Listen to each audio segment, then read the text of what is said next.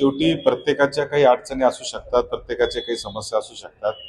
त्याच्यामुळं कोण का आलं नाही याच्यावर टिप्पणी करणं मला वाटतं चुकीचं राहील. हे निश्चितच हा जिल्ह्याचा बहुमान आहे आणि जिल्ह्याचा बहुमान म्हणून सगळ्यांनी येणं अपेक्षित आहे आणि सगळेजण आलेही. सगळ्याच पक्षाचे पदाधिकारी होते. काही पदाधिकारी, काही आमदार किंवा लोकप्रतिनिधी आले नसतील तर त्यांचे त्यांचे काही वैयक्तिक कारण असतील, पूर्वनियोजित कार्यक्रम असतील. हे सगळे जिल्हे पाहत असताना मी पाहतो की तिथं जर सुखसोयी नसतील, तिथं जर विकासाची जर तिथं व्यवस्था नसेल, जर तिथं दळणवळणाच्या चांगल्या सोयी नसतील तर मग त्या जिल्ह्याच्या ठिकाण करून फायदा होत नाही. मात्र कुठेतरी पुन्हा एकदा एक याच्यामध्ये निकाचा खरा पडला दिसतं. माहितीचे आमदार या ठिकाणी एकही उपस्थित दिसले. कसं पाहता या सोहळ्याला? नाही, मला माहित नाही, कारण हा सर्वपक्षीय सत्कार विधान परिषदेचे सभापती म्हणून निवडून आल्याबद्दल राम शिंदे साहेबांचा आपण केला. या जिल्ह्याला हा अतिशय मोठा बहुमान मिळालेला आहे आणि नासं फरांदेनंतर पहिल्यांदा, आज फरांदे सरांनंतर पहिल्यांदा महाराष्ट्रामध्ये जिल्ह्याला हा बहुमान मिळाला आहे. पूर्वी कुंदनमलजी फिरोदिया असतील किंवा बाळासाहेब भारदे असतील यांनी विधानसभेचे अध्यक्ष म्हणून देखील यापूर्वी देखील काम केलेलं आहे आणि आता ही संधी पुन्हा एकदा जिल्ह्याला मिळते, त्याचा एक आनंद निश्चित सगळ्यांच्या मनात आहे. सर्वपक्षीय लोक या सत्कारासाठी आज उपस्थित होते. काही लोकांना वैयक्तिक अडचणीमुळे कदाचित येऊ शकले नसतील, मात्र सर्वच पक्षांचे लोक हे आज या ठिकाणी उपस्थित असलेले मी पाहिले आहे. पण लोकप्रतिनिधी असो किंवा खासदार असो, दोन्ही खासदार या कार्यक्रमाला उपस्थित होते. तसंच आघाडीचे केवळ एक आमदार या ठिकाणी आणि तुम्ही उपस्थित होता. आता महायुतीचे आमदार देखील या ठिकाणी अनुपस्थित दाखवले. तर काय असं आहे की शेवटी प्रत्येकाच्या काही अडचणी असू शकतात, प्रत्येकाच्या काही समस्या असू शकतात. त्याच्यामुळं कोण का आलं नाही याच्यावर टिप्पणी करणं मला वाटतं चुकीचं राहील. एकंदरीत तुम्ही देखील राजकीय फटकेबाजी केली मंचावरून. काय एकंदरीत बदलत्या राजकीय समीकरणामुळे काय एकंदरीत? हे काही फटकेबाजी नाही, हे सरळ सरळ आहे. आनंदाचा क्षण आहे, आनंदाचा प्रसंग आहे. जिल्ह्याला एवढा मोठा बहुमान त्या ठिकाणी मिळालेला आहे.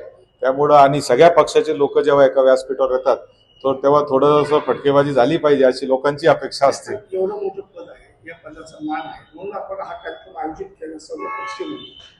त्याच्याकडे राजकीय भूमिका न बघता सर्वांनी येणं अपेक्षित असतं मला वाटत नव्हतं.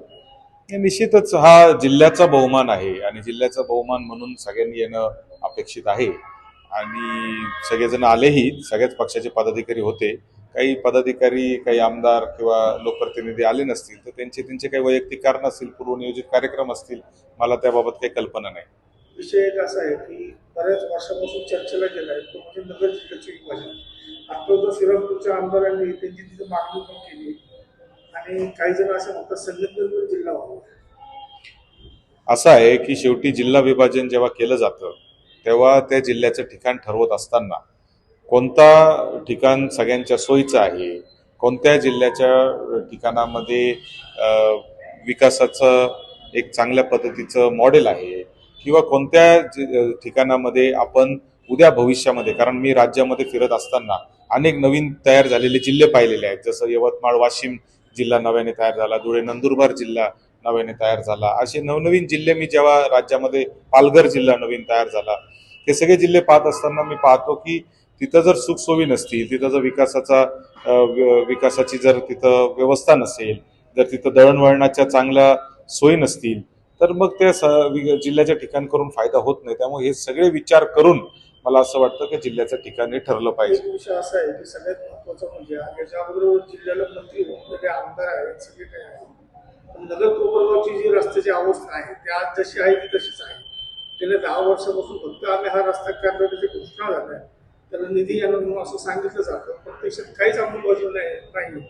त्यालाच अनुसरून असा प्रश्न आहे की काही लोकप्रतिनिधीच याला खो घालतात असा आरोप होऊ राहिला. काय याचं मागणं कसं आहे काय? मला असं वाटतं की नगर मनमाड हा रस्ता हा आपल्या जिल्ह्याच्या दृष्टीने तर एक फार मोठं महत्वाचा असा कनेक्टर रस्ता आहे. आजही आम्हाला नगर शहरामध्ये यायचं असेल तर संगमनेरवरून यायचं असेल तर आम्हाला आळे फाट्यामार्गे यावं लागतं, कारण इथं प्रचंड ट्रॅफिक किंवा प्रचंड असं रस्त्याचं काम चाललेलं असतं आणि ते गेले कित्येक वर्ष चालूच आहे. त्याच्यावर अनेक लोकप्रतिनिधींनी आंदोलन केले, अनेक लोक कोर्टात गेले, अनेक लोकांनी नवनवीन टेंडर काढले. नवनवीन असेल तर संगमनेरहून यायचं असेल तर आम्हाला आळे फाट्यामार्गे यावं लागतं, कारण इथं प्रचंड ट्रॅफिक किंवा प्रचंड असं रस्त्याचं काम चाललेलं असतं आणि ते गेले कित्येक वर्ष चालूच आहे. त्याच्यावर अनेक लोकप्रतिनिधींनी आंदोलन केले, अनेक लोक कोर्टात गेले, अनेक लोकांनी नवनवीन टेंडर काढले, नवनवीन घोषणा झाल्या. परवाच्याही अधिवेशनात गडकरी साहेबांनी काहीतरी आता नवीन एक 4-5 हजार कोटी रुपयाचं त्याच्यामध्ये टेंडर काढणार असं काहीतरी जाहीर केलं. मात्र काही केल्या तो रस्ता पूर्ण होतच नाही. हा खरं तर संशोधनाचा एक विषय, म्हणजे जर एखाद्या विद्यार्थ्यांना कोणाला जर संशोधन चांगलं करायचं असेल PhD, तर त्यासाठी एक अत्यंत चांगला विषय म्हणजे नगर मनमाडचा रस्ता आहे. आणि जेव्हा PhD करून संशोधन होईल तेव्हाच काय काय खरं आहे हे त्याच्यातून बाहेर निघेल असं मला वाटतं.